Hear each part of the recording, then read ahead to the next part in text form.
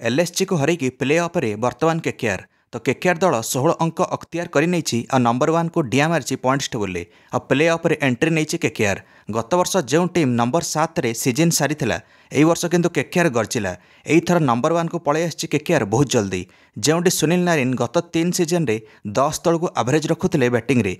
एवं से सुनील नारिन तृतीय स्थान में पलि आसी ऑरेंज कैप तालिकार। गौतम गंभीर चलित सीजन रे सुनील नारिन को तागड़ा कर देछंती। ओपनिंग रे बैटिंग कराइछंती सुनील नारिन को सबु मैच रे एणिक विपक्षर नाकेदम कराउछंती सुनील नारिन। दर्शक बंधु मैंने एलएसजी विपक्ष मैच रे मध्य आरंभ एमती किसी देखा मिला तो से एलएसजी प्रथम टॉस जीति फिल्डिंग निष्पत्ति नेला जहाँकि भूल सब्यस्त है। 39 बॉल 81 रन करदे सुनील नारिन प्रथम बैटिंग कर 7टा छक्का मारे सुनील नारिन।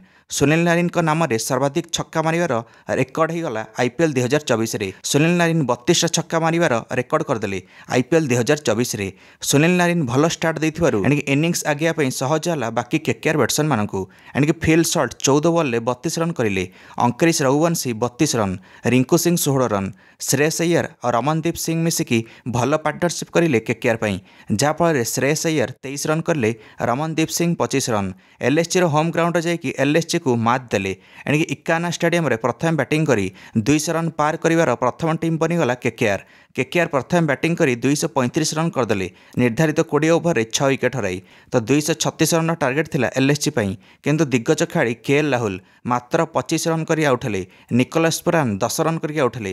केवल मार्कस स्टोइनिस सर्वाधिक स्कोर उपर एणिक 36 रन करके आउटले। बाकी जो भी एलएसजी बैट्समैन आसिले किए भी 20 रन अतिक्रम कर पारे ना।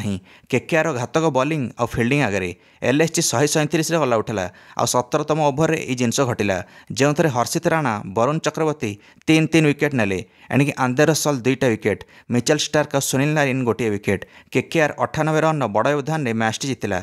अधिका नेट रन रेट पाईगला केकेआर और नंबर 1 को गला। वर्तमान पाखापाखि एवं निश्चित होगला जे केकेआर खेल प्ले ऑफ।